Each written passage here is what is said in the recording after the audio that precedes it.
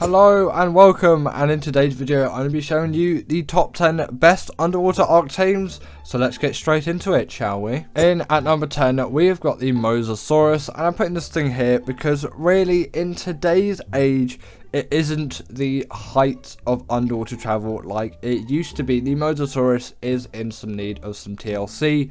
It does lack a lot of inventiveness in its abilities, but it still is going to be a good underwater tame, and it's deserving of the list. The Plesiosaur is just slightly outside the bracket, so that creature is not making the list today, but the Mosasaurus just manages to squeeze in. It's not my favorite underwater tame by any means, but you can definitely get around on it quite easily, and there's a lot of good mobility and motion that you can get out of this creature. Like, you're still going to use a wyvern even though they've got a bad turning circle because they're great flyers. It's kind of similar with this thing, but it's not quite the same because they aren't really as good as something like a wyvern. A wyvern is a much better creature, but wyverns can't go underwater, so that's besides the point really. So next up we have got the Ichthyosaurus. I was going to consider putting the Tuso in this spot as well. I don't really use it much as an underwater creature, but I guess I'll give it a brief honourable mention here because it still is quite a nice underwater tame, but it didn't make it on the list quite for me. But still, you know, it has good mobility and it is also quite a nice dealer of damage. The Ichthyosaurus, however, is just a speed demon when it comes to underwater travel. Yes, maybe not the fastest underwater creature we've got on our list today, but still one that can really get around, and most things won't be able to keep up with this thing whatsoever, which is why I like this as an underwater tame. Although it's not really going to be great for any kind of attacking or heavy damage dealing, that's really not what it's here for, especially considering it is a passive tame. It is one of the easiest creatures to tame on the list today, so it is definitely very deserving of this place, as considering how easy this thing is to tame, and also just generally how much travel and mobility you can get out of this creature. It is insane, and in my opinion, because of this, I'm putting them above the Mosasaur, because the Mosasaur really does need some TLC, like I mentioned before, whereas this is not really in any need of TLC. It's very good how it is, and it is so much easier to tame and so much more worthwhile. Coming up next, we have got the Megalodon, and this is one of those tames where I think they're actually quite underrated. Yes, it's not going to be the best underwater tame in existence. There are some creatures which I would definitely prefer over this, but I feel like considering how long it's been around for and actually what abilities it still holds, it is a very viable option. Maybe not for PvP, as that does tend to be quite a different world, and there are very specific tames that you'll be using for most of the time. At least that's my understanding overall. The Megalodon doesn't really come to too much play in that, but underwater creatures don't really anyway. And with this creature dealing the bleed ability, that is something which I really do hold home for PvE players, as it really does make a huge difference. It does for PvP as well, but again, it's not really relevant in that scene, at least as far as I'm concerned. The bleed ability just allows a new dimension of damage to be dealt with this creature, and on top of it, it is pretty mobile, and it just makes it a nice, relatively small creature for defeating the Moda on Gen 1, especially considering you've got the X variants of these creatures and just general little fighting machines. In at number 7, we have got the BillaBOO, and come on, this creature is definitely deserving of a spot on the list. It is small, relatively compact, and it is a dream in underwater scenarios. The speed that you can get out of this thing is absurd, and also the fact that it doesn't necessarily spawn in the water off the get-go means that it could potentially be easier for you to tame. The only real downside with that in this argument is that they do spawn in the swamp, but as long as you can find one that's, you know, more on the outskirts and still a reasonably high level, you're going to have a good time. Even lower level ones are still going to have that same speed. They're just going to sacrifice a lot on weight and health and some other important things that you might need in the ocean biome, because there are some pretty deadly creatures out there, and you know, it's a pretty harsh environment, so I would definitely be careful if you're on a lower level mount. They also are just insane cementing paste gatherers. It's not really going to make a huge difference for underwater travel, although you can just farm trilobites with these things, and that is my all-time favorite way to get cementing paste with these creatures. it's just the go-to for me, and I really love it for its speed, its overall general agility, and just being a relatively easy tame to get, and just an all-round great tame. Now, we all know the Maywing is great when it comes to general mobility. It pretty much tops every list that you could possibly put it on in that genre. Well, it really does do a great job as an underwater tame, and most people don't expect it.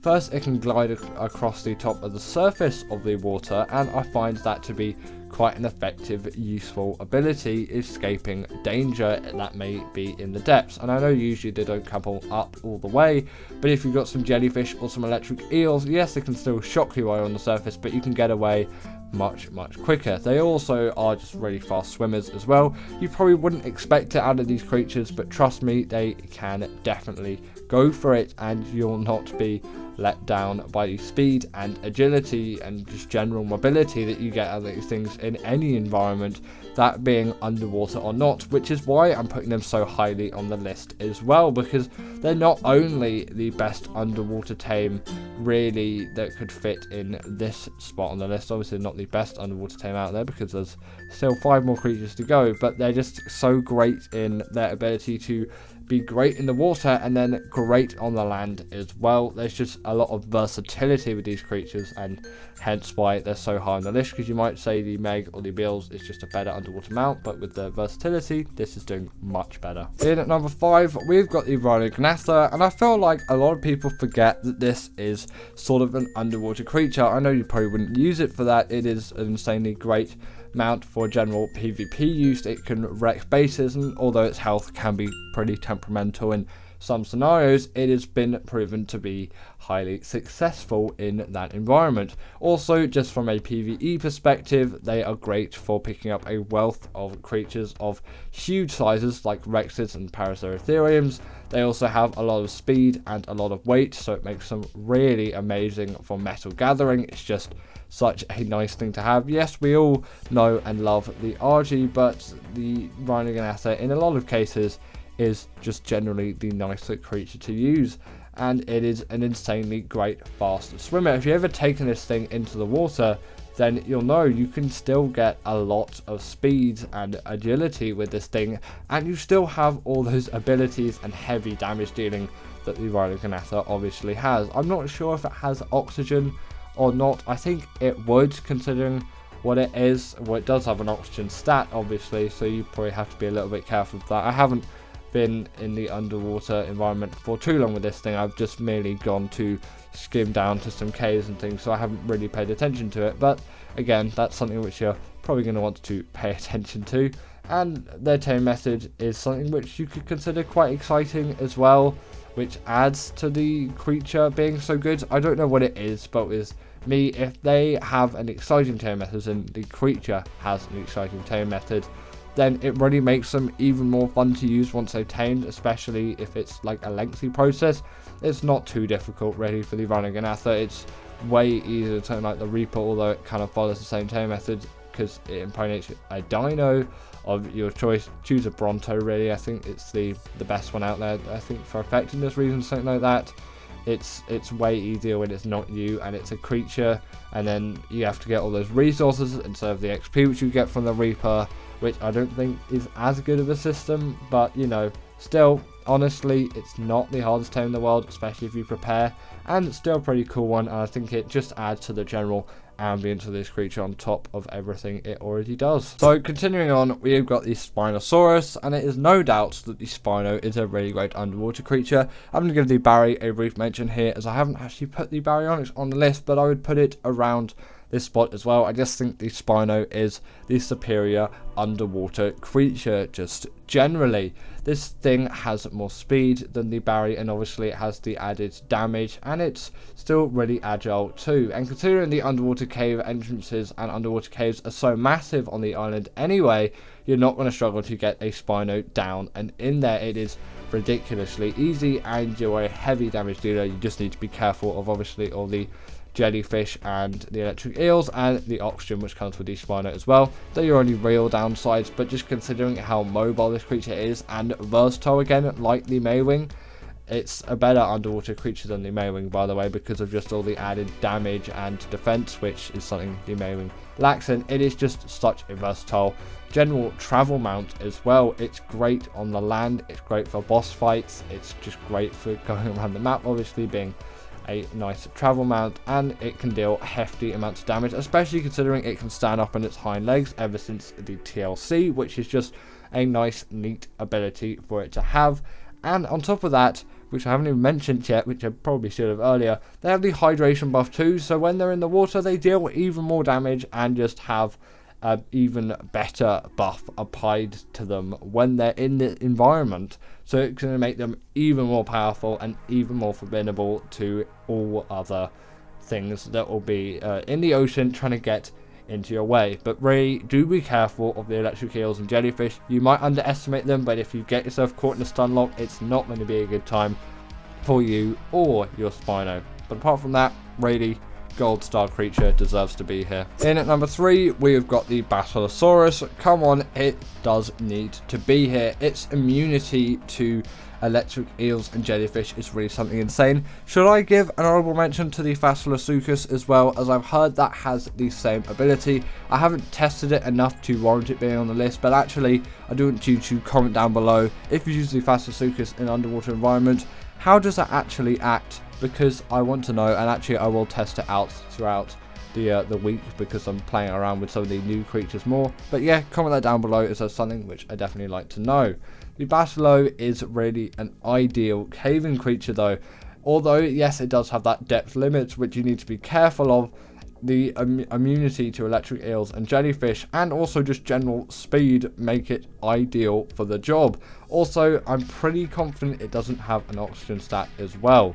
They can jump to and make little rainbows if that's your thing as well. They can also make oil on top of this, so if you want some slow oil farms, it's really not the fastest thing in the world, then you can have the Bass on your side, and obviously the X-Battler is on Gen 1 if you want an even better version. Next up, we've got the Shadowmane, and I have to put this creature here because in my opinion it is really one of those good ones. It has the hydration buff from a start like the Spino, but it is much smaller and in my opinion much more agile, and it still does all of that heavy dealing damage.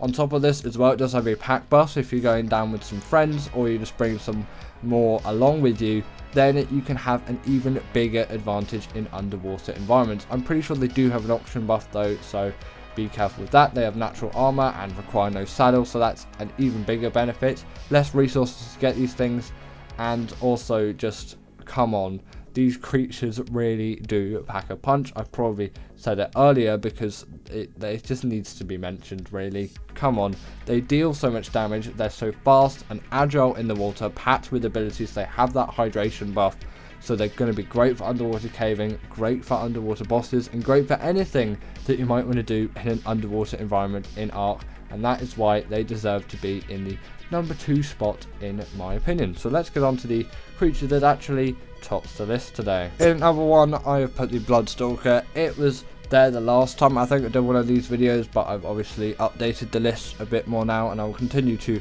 update my list as obviously the channel goes forward. But this is still topping the list of the best underwater mounts out there. It is just so agile on land and in water. It really does add to the versatility of this creature. You can also see all the aggros of the tames around you, so you can see what creature to aggro to easily evade danger before it even comes near to you, and they are zippingly fast in an underwater environment. Although maybe they don't have the damage capacity to defeat bosses, they still have the damage available to easily kill quite a lot of creatures around them. You'd be surprised how much damage a Stalker can actually deal if you really put them to work in a scenario like this. If you get a good Stalker, you're going to be having a good time with that. Good mobility, good damage, and great versatility, as you don't need to simply cry out your creature or something like that when you hop out of the water. You can just keep traveling around the map with these things, and obviously they're just useful for general travel and just around the map. They are nice companions to have too. They really are very, very versatile tames. This was a versatility list, they would definitely be up there. The only thing obviously they lack is you're not going to be killing any moders with these things, and they don't have any upgraded variants like some of the creatures that I've mentioned on the list, but they're already so good and just so overpowered in my opinion that I think they deserve the #1 spot. But comment down below your thoughts if you feel like maybe there should be another creature in at the #1 spot, and actually what is your favourite underwater mount out there. But anyway, that is the end of today's video, and I really hope that you've enjoyed this video. As always, comment down below if you didn't agree with this list, as I would like to know your thoughts, and if you didn't agree with this list, put your 10 actually in the comments below. I'll see you all later.